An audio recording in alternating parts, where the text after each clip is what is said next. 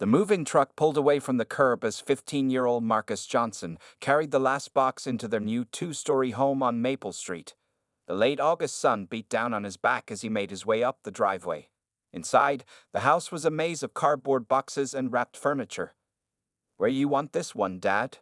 Marcus called out, shifting the heavy box in his arms. Raymond Johnson emerged from the kitchen, wiping his hands on a dish towel. At 6'2" with broad shoulders and kind eyes, he commanded respect without saying a word.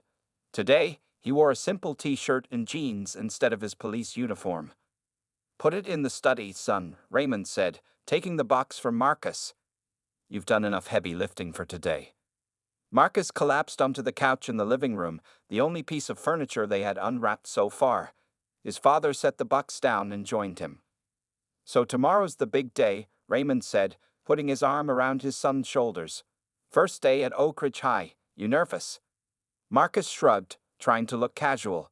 "It's just school." Raymond chuckled. "Yeah, just school in a town where you don't know anyone yet, and where your dad is the new police chief. No pressure at all." The Johnson family had moved from the city, where they lived in a neighborhood where most people looked like them. Oak Ridge was different. The small town was mostly white, and Raymond was the first black police chief they had ever hired. "What if I don't fit in?" Marcus finally asked, voicing the fear that had kept him awake for the past 3 nights. "You will," Raymond assured him. "Just be yourself. That's more than enough." Marcus wasn't so sure. Back in the city, he had friends he'd known since kindergarten. Here, he would be one of only a handful of black students at Oak Ridge High. The thought made his stomach twist into knots. "I've got your back, you know that, right?" Raymond said, sensing his son's worry. "I know, Dad," Marcus replied. "But you can't follow me around school all day in your police uniform." They both laughed at the image. "Fair point," Raymond conceded. "But that doesn't mean you're alone.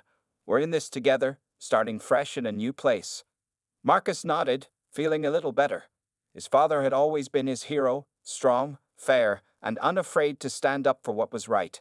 That's why he had been chosen for this job. The town of Oak Ridge wanted to change its old ways, and they believed Raymond Johnson was the man who could help them do it. Later that night, as Marcus unpacked his room, he found his basketball trophies from last year. Basketball, that was one thing that might help him fit in.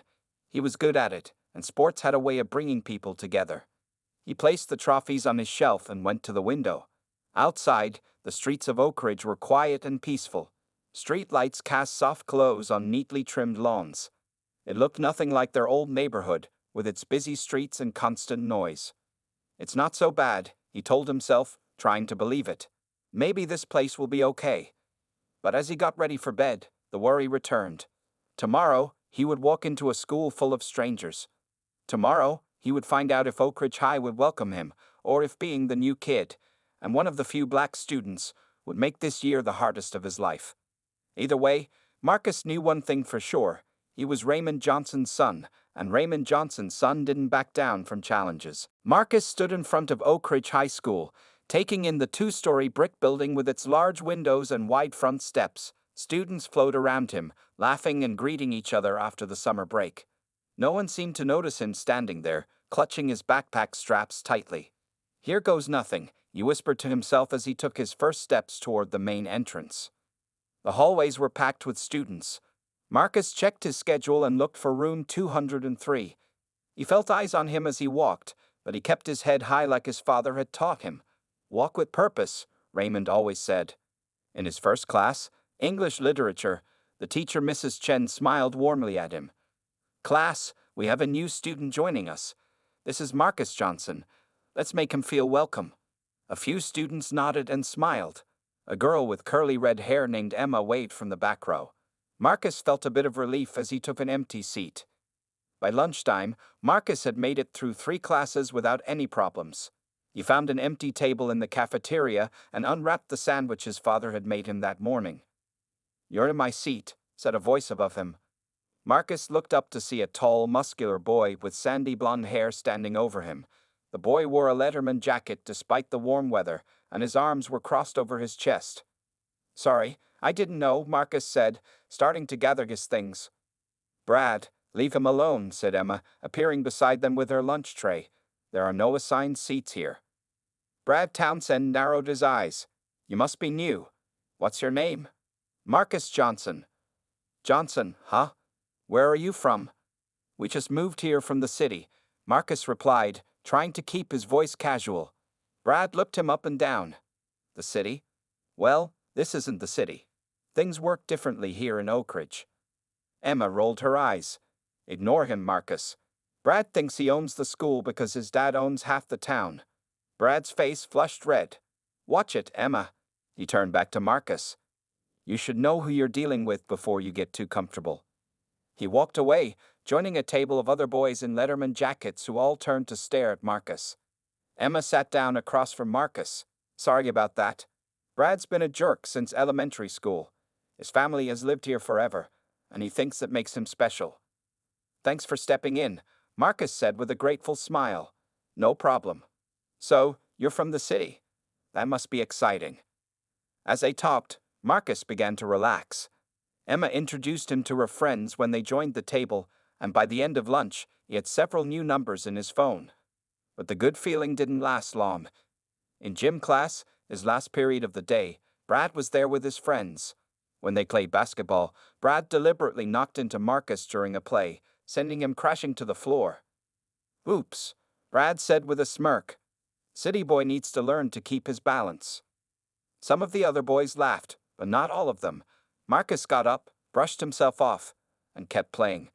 He scored 3 baskets in a row, each one more impressive than the last. After class, as Marcus changed in the locker room, he overheard Brad talking to his friends. We don't need his kind here. Oak Ridge was fine before they started letting everyone in. Marcus pretended not to hear, but the words stung. As he walked home that afternoon, he thought about whether to tell his father what had happened. Raymond had enough pressure as the new police chief. Did he need to worry about his son too?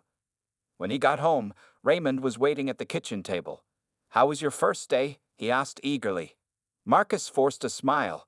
It was fine, Dad, just fine. But they both knew it wasn't the whole truth. 2 weeks had passed since Marcus's first day at Oak Ridge High. The September air grew cooler, and the leaves on the trees around the school grounds hinted at the coming fall. On the surface, things seemed to be going well.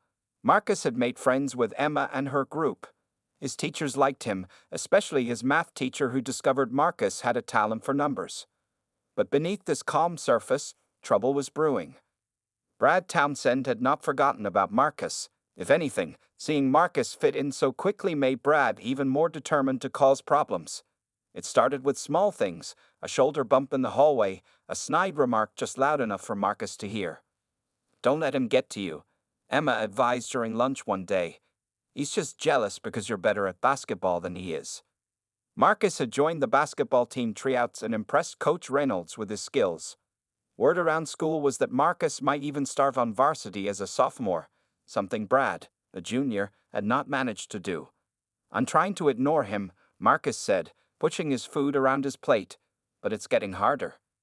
That afternoon, as Marcus opened his locker between classes, Brad walked by with 2 of his friends. It smells weird in this hallway lately, Brad said loudly. Don't you think so, guys? His friends laughed nervously, looking uncomfortable but not brave enough to walk away. Marcus kept his eyes on his books, counting silently to 10 like his father had taught him when dealing with difficult people. Hey, I'm talking to you, Brad said, stepping closer. He knocked the books out of Marcus's hands, sending them scattering across the floor. Students in the hallway stopped to watch. Marcus slowly knelt down to gather his things, still not saying a word. What's wrong? Can't you speak English? Brad taunted, following Marcus down the hall. Marcus walked faster, turning the corner toward his next class. He could hear Brad and his friends laughing behind him. His hands shook with anger, but he kept walking.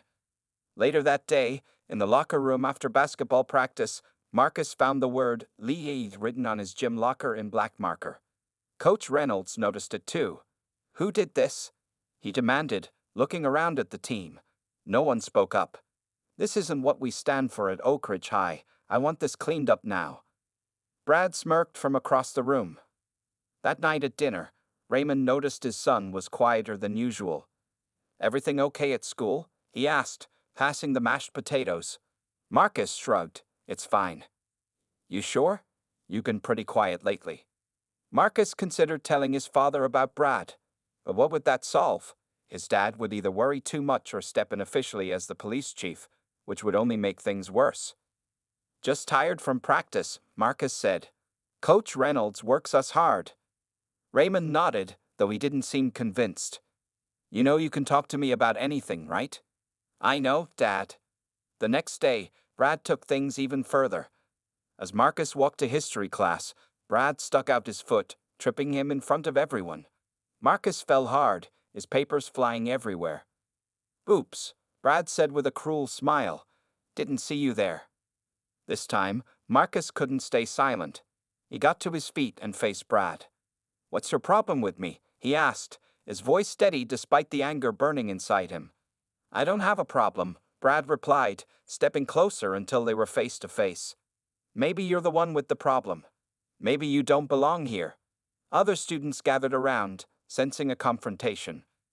I have as much right to be here as you do, Marcus said firmly. Brad's face turned red. We'll see about that. He lowered his voice so only Marcus could hear. This is just the beginning.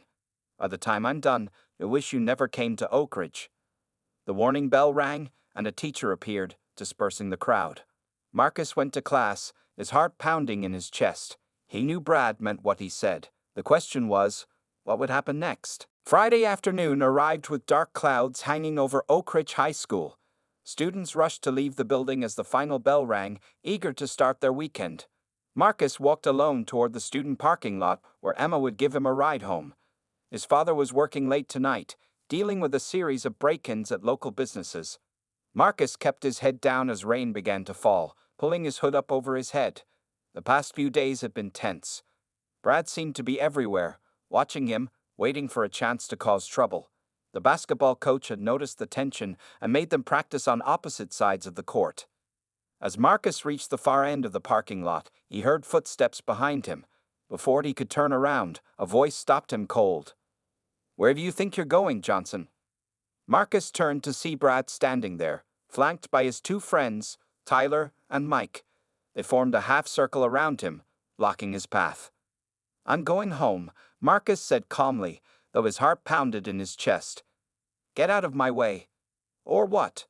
Brad stepped closer, rain dripping from his Letterman jacket. You gonna run to Daddy? Oh wait, your dad's too busy playing cop to care about you.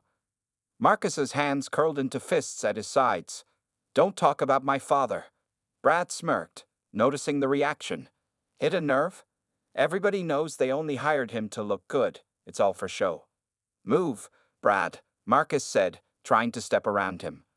Brad shoved him hard, sending Marcus stumbling backward until his back hit a parked car. Make me. Tyler looked nervous. Brad, maybe we should. Shut up, Brad snapped, not taking his eyes off Marcus. It's time City Boy learned how things work around here. Marcus straightened up, remembering his father's words about standing up to bullies. I'm not looking for trouble. Too late, Brad said, shoving him again. Trouble found you the day you showed up here. This time, Marcus pushed back. Stop touching me. Brad's face twisted with rage. He swung his fist, catching Marcus on the cheek. Pain exploded across Marcus's face, and he tasted blood. Without thinking, he launched himself at Brad, tackling him to the wet pavement. They rolled in the rain-soaked parking lot, trading punches. Brad was bigger, but Marcus was quicker. He landed several solid hits before Brad managed to flip him over. Brad's fist came down hard on Marcus's nose. Blood spurted, mixing with the rain. Tyler and Mike stood frozen, clearly not having expected things to go this far. Other students had gathered now, some cheering, others calling for them to stop. Fight! Fight! The chant grew louder. Marcus broke free and got to his feet, only for Brad to charge him again. They crashed into another car, setting off its alarm. Brad's fist connected with Marcus's ribs, knocking the wind out of him. Marcus gasped for air but still managed to land a punch that split Brad's lip. What is going on here? Mr. Bennett, the physics teacher, pushed through the crowd of students. Break it up, right now. Neither boy stopped. Brad had Marcus pinned against a car, both of their faces bloody and bruised. Mr. Bennett grabbed Brad from behind, pulling him away. I said enough. Marcus slumped against the car, Holding his side where pain shot through his ribs. His eye was swelling shut, and blood dripped from his nose onto his white t-shirt, creating a spreading red stain. Principal's office. Both of you. Mr. Bennett held Brad firmly by the arm while pointing at Marcus. Can you walk? Marcus nodded, wincing as he pushed himself away from the car. The rest of you, go home. Mr. Bennett shouted at the crowd. Show's over. As they were marched back toward the building, Brad glared at Marcus. This isn't over, he muttered. But it was over, at least for today. What neither of them knew was that Principal Winters was already calling their parents. And while Brad thought he had the upper hand with his father's local influence, he had no idea who would be walking through the principal's door in the next 15 minutes. Marcus sat in a hard plastic chair outside Principal Winters' office, holding an ice pack to his swollen eye. His ribs ached with every breath, and dried blood crusted around his nostrils despite his attempts to clean up in the bathroom. Across the waiting area, Brad slouched in his chair, pressing a tissue to his split lip. Neither boy looked at the other. Mrs. Garcia, the school secretary, glanced worriedly at them from her desk. Principal Winters is still calling your parents, she said. They should be here soon. Marcus nodded slightly, wincing at the pain. He dreaded seeing his father's face when he learned about the fight. Raymond Johnson had always taught him to solve problems with words, not fists, but today, words hadn't been enough. The office door swung open, and a tall man with an expensive suit stormed in. Where's my son? He demanded, his voice filling the small waiting area. Brad straightened immediately. Dad. Richard Townsend was Oak Ridge's most successful real estate developer. His company had built half the new houses in town, including the neighborhood where the Johnsons now lived. His face reddened as he took in his son's injuries. What happened to you? He asked, then turned to Mrs. Garcia without waiting for an answer. I want to speak to Principal Winters immediately. He's expecting you, Mr. Townsend, Mrs. Garcia said, pointing to the door. You can go right in. As Richard marched toward the principal's office with Brad following behind, the main entrance doors opened again. Marcus's stomach tightened as his father walked in, still wearing his full police uniform. Raymond must have come directly from work. Raymond's eyes widened when he saw Marcus's face. He crossed the room in 4 quick strides and knelt in front of his son. What happened? He asked softly, gently tilting Marcus's chin to examine the damage. Before Marcus could answer, the principal's door opened. Chief Johnson, Principal Winters called out, please join us. Raymond squeezed Marcus's shoulder. We'll talk about this in a minute. Marcus watched his father enter the office, standing tall in his crisp uniform with the police chief badge clearly visible on his chest. Through the partially open door, he saw Brad's face change as the boy finally realized who Marcus's father was. The blood drained from Brad's face, and he sank lower in his chair. Inside the office, Principal Winters explained what had happened, based on witness statements and Mr. Bennett's account. Fighting is not tolerated at Oak Ridge High, he concluded. Both boys will receive 3 days of suspension. Suspension? Richard Townsend scoffed. Boys will be boys, Principal Winters. A warning should be sufficient. Raymond Johnson's voice was calm but firm. With all due respect, this wasn't just boys being boys.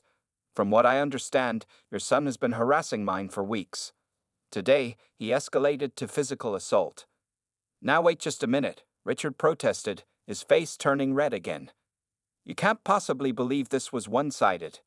I believe the witnesses, Raymond replied evenly, and I will be filing an official report about this incident.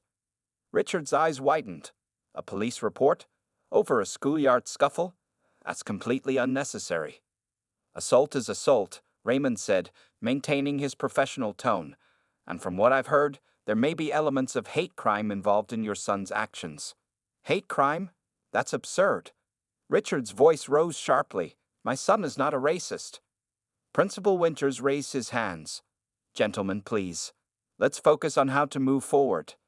Raymond nodded. I agree. Moving forward means proper consequences and a clear message that this behavior won't be tolerated. As the men continued discussing, Marcus sat outside, his body aching but his mind racing. He could hear raised voices through the door, especially Mr. Townsend's angry objections. For the first time since moving to Oak Ridge, Marcus felt a strange sense of relief. His father wasn't just any parent coming to pick up his son after a fight. He was Chief Raymond Johnson, and things in Oak Ridge were about to change. By Monday morning, everyone in Oak Ridge knew about the fight. News traveled fast in small towns, especially when it involved the police chief's son and the son of the town's wealthiest businessman. Both boys were serving their suspensions at home, but the story had taken on a life of its own. Marcus sat at the kitchen table, scrolling through his phone. His social media was flooded with messages from classmates asking if he was okay. His bruises had turned a dark purple, and his ribs still hurt when he breathed too deeply. "You should stay off social media for a while," Raymond said, placing a cup of hot chocolate in front of his son. "It'll only upset you." Marcus looked up at his father. "Have you seen what people are saying? They're taking sides." Raymond sighed and sat down across from him. "I expected that." The town had indeed divided quickly. Many supported Chief Johnson's by-the-book approach, praising him for treating the incident seriously. Others accused him of overreacting and using his position to punish the Townsend boy unfairly. The local Facebook group had exploded with comments. About time someone stood up to the Townsends. They think they own this town. The new chief is making a mountain out of a molehill. Kids fight all the time. Let's be honest. Would this be such a big deal if it wasn't about race? Raymond's phone rang. He checked the caller ID and frowned. "I need to take this. It's the mayor." As Raymond stepped into the next room, Marcus's phone buzzed with a text from Emma. "Are you watching the news? Mr. Townsend is on TV." Marcus quickly turned on the television.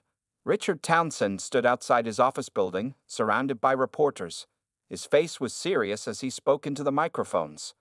"My son made a mistake, as teenagers often do," he said smoothly. "But to suggest this was racially motivated is not only false but damaging to our community. I've lived in Oak Ridge my entire life, and we've always welcomed everyone here." The camera cut to a reporter. "Mr. Townsend, sources say you've asked the town council to review Chief Johnson's handling of this case. Is that true?" Richard nodded. "I believe the chief's personal involvement has clouded his judgment. This should have remained a school matter, not a police matter." Marcus turned off the TV as his father walked back into the kitchen. "The mayor wants me to come in," Raymond said, his voice tired. "Apparently, there's an emergency town council meeting tonight." "Because of me?" Marcus asked, guilt washing over him. Raymond placed his hand on Marcus's shoulder. "Not because of you, because adults are using what happened to push their own agendas." He squeezed gently. "This isn't your fault, son." But it felt like his fault. If he hadn't fought back, if he just walked away. That afternoon, a news van parked across the street from their house. Raymond closed all the blinds and told Marcus to stay inside. "They're looking for a story. We're not giving them one." Meanwhile, across town, Brad sat in his room, grounded indefinitely. His father paced back and forth on the phone, speaking loudly enough for Brad to hear through the door. "I don't care what it takes," Richard was saying. "Johnson needs to understand how things work in Oak Ridge. My family has been here for generations. He can't just come in and start changing everything." Brad lay back on his bed, touching his bruised face. He hadn't expected Marcus to fight back so hard. And he definitely hadn't known his father was the new police chief. The thought made his stomach twist with anxiety. What would happen now? As evening fell, both families prepared for a long night.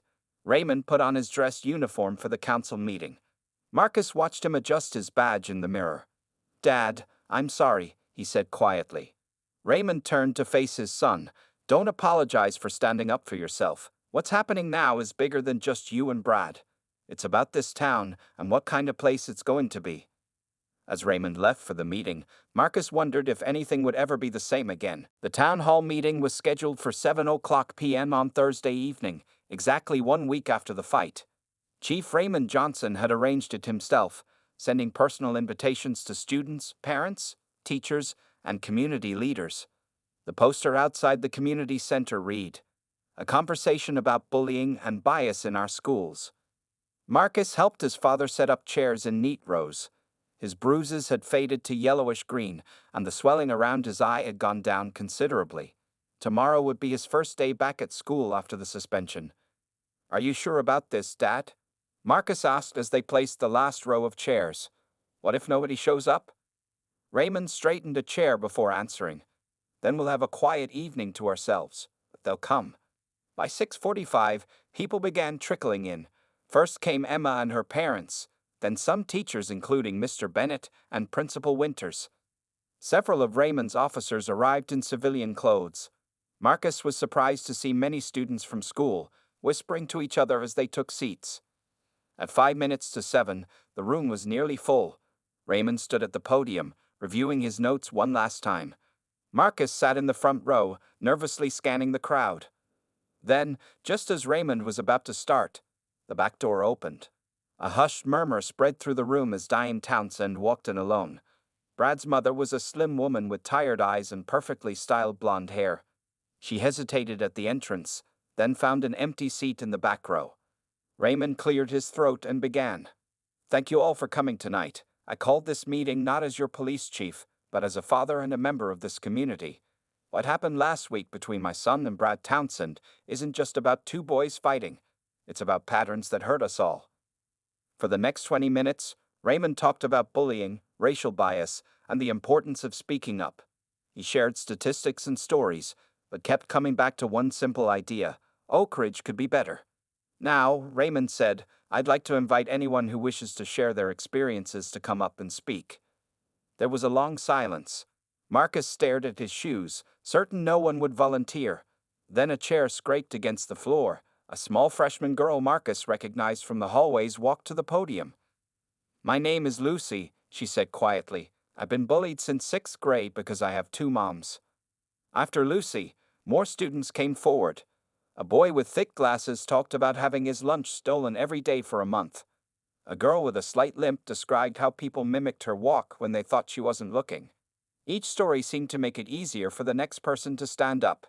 Parents listened with shocked expressions, many of them hearing these accounts for the first time. Then, to everyone's surprise, Diane Townsend rose from her seat and walked slowly to the front of the room. The audience fell completely silent. "I'm Diane Townsend," she said, her voice shaking slightly. "Brad's mother. I came here tonight to listen, not to speak, but after hearing these stories..." She paused, taking a deep breath. "I need to apologize. To Marcus, to Chief Johnson, and to anyone else my son has hurt." Her eyes filled with tears. Brad wasn't raised to be cruel, but somewhere along the way, he learned the wrong lessons about power and respect. That's on us, his father and me. We failed to see what was happening. Marcus sat stunned as Diane continued.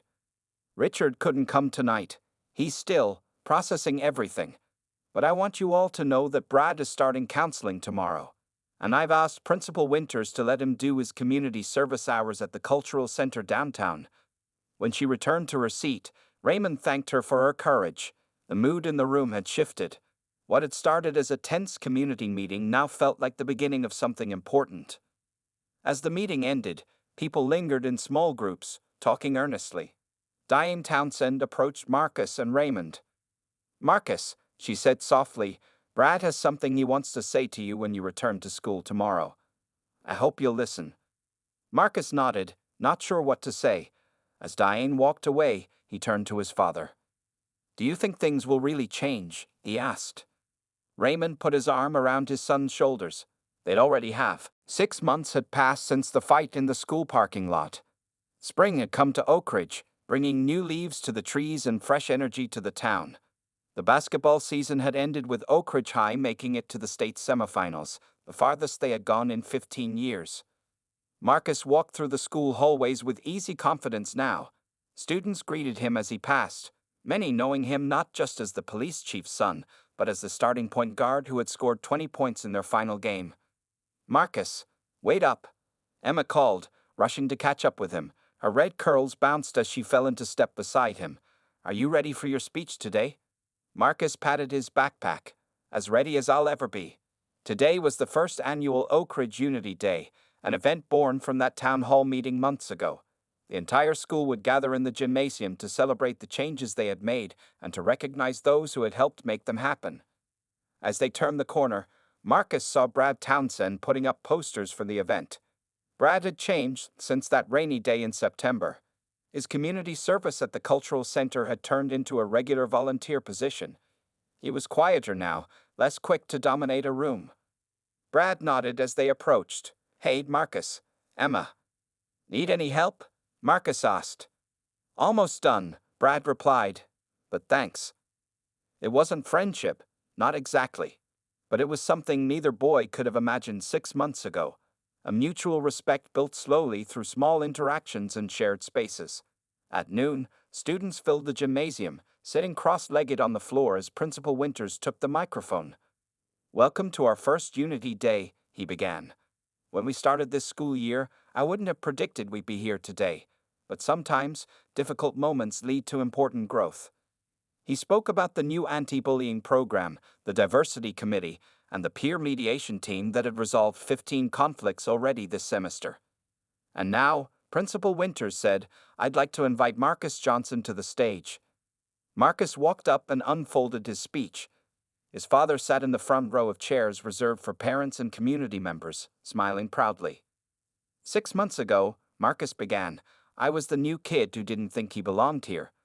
When someone started bullying me, I thought I had 2 choices, take it or fight back. But I've learned there are always more than 2 choices. The gymnasium was completely silent as he continued. What happened after the fight was more important than the fight itself. Our community had to decide what kind of place it wanted to be.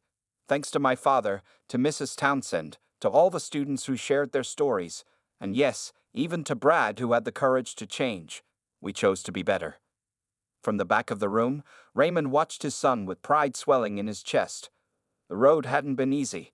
There had been complaints about his handling of the situation, uncomfortable conversations with the mayor, and even a few families who moved away, unhappy with the direction the town was taking. But there had also been progress. Real, measurable progress. Reports of bullying were down by 60%. The police department had started a youth outreach program that brought officers into schools as mentors, not just authority figures.